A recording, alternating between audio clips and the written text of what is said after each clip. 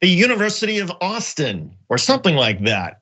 Get your SAT scores and transcripts ready because that woman, Bari Weiss, who used to write for the New York Times, she has this idea that there should be a new university, a new college on the scene.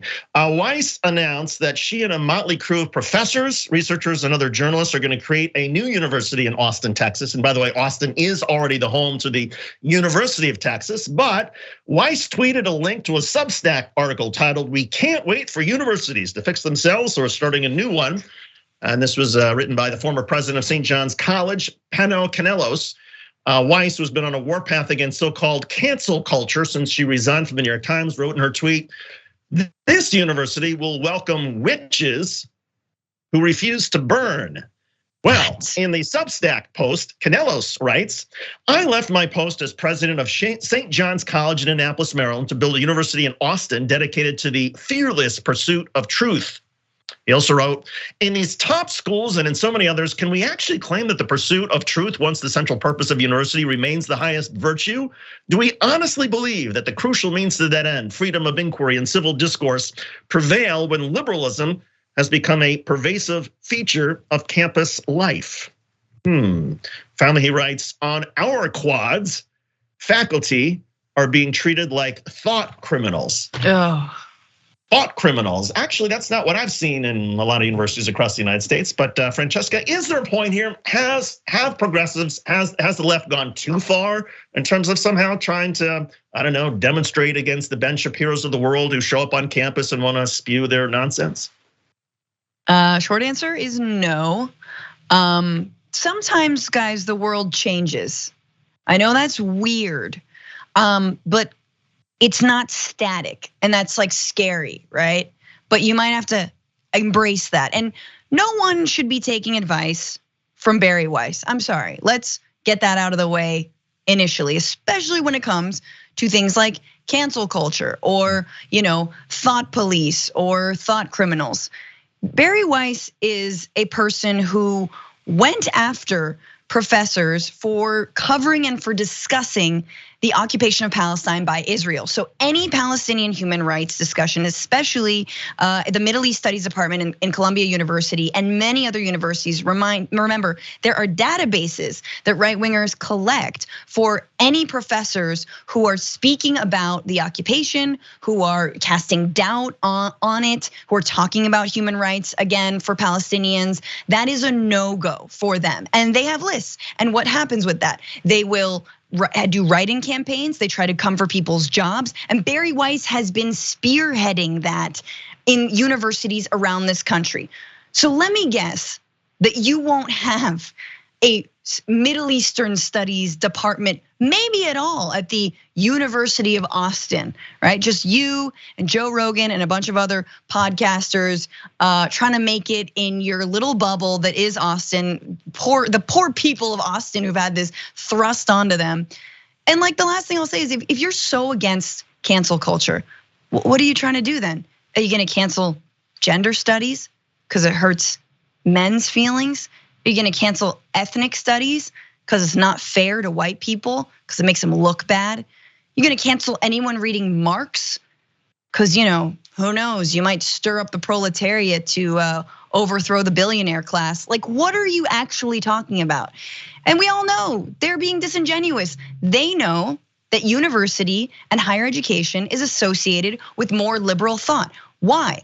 Because it's literally a space to learn. You not always, but usually you're exposed to new ideas that you weren't exposed to. You understand history, you understand systems, you understand structures. For the first time, you understand democracy and how it came about, right? You understand people's struggle, and you situate yourself in that, and you have the privilege and to do that, and you're lucky enough to do that, not without a lot of debt.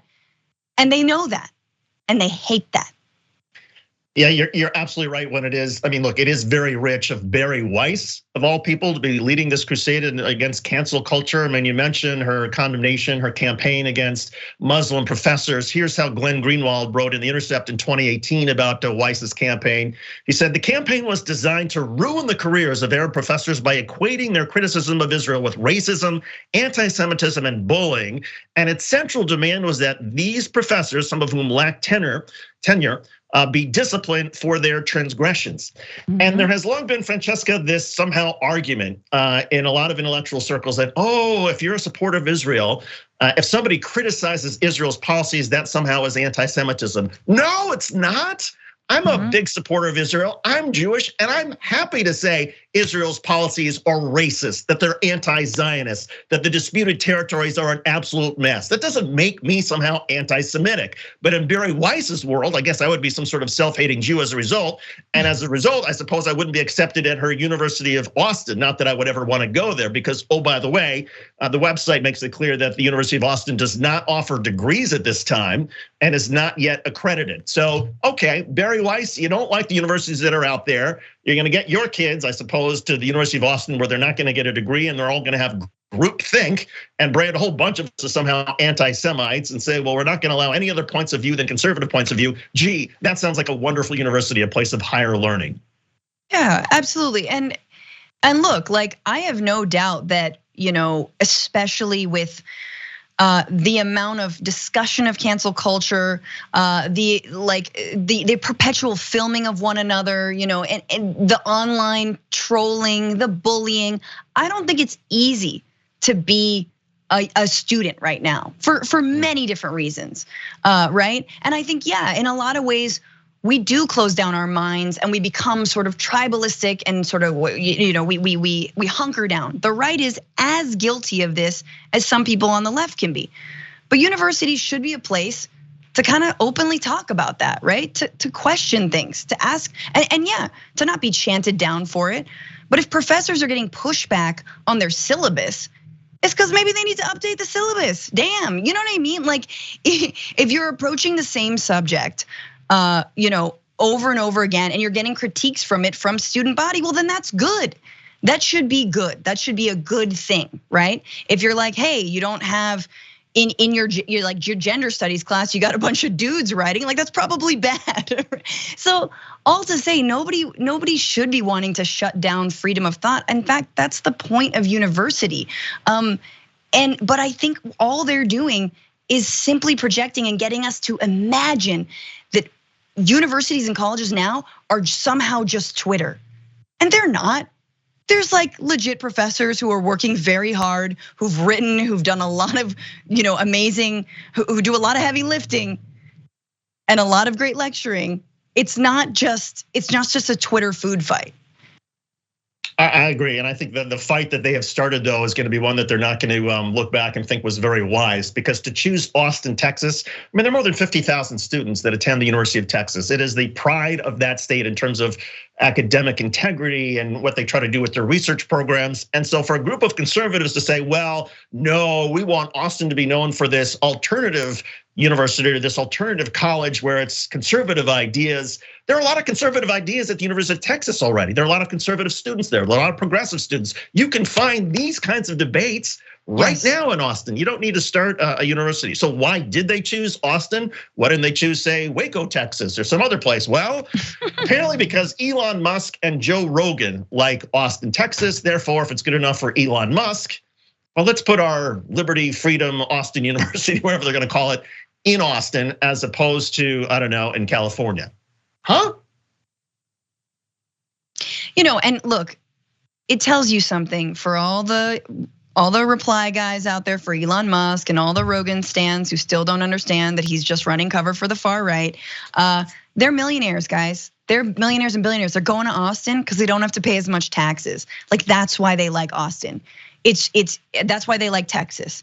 All right, they got their own power grid. They don't even need the Texas power grid. And the last thing I'll say about Austin, hey guys, Austin just voted. They had a proposition in front of them last week whether they wanted to expand the police force. Oh yeah, Austin's for freedom and Blue Lives Matter and yeah, we're right wingers and we got to get out of California. And guess what? They rejected that proposition. That's right, Austin voters, they don't want to expand the police force. They don't want more police officers. Maybe that's because of critiques of police that we've all seen. So I wouldn't throw in the towel for Austin yet, but tuck in and hang in there. Thanks for watching The Young Turks, really appreciate it. Another way to show support is through YouTube memberships. You'll get to interact with us more. There's live chat emojis, badges. You've got emojis of me, Anna, John, JR. So those are super fun. But you also get playback of our exclusive member-only shows and specials right after they air. So all of that, all you gotta do is click that join button right underneath the video. Thank you.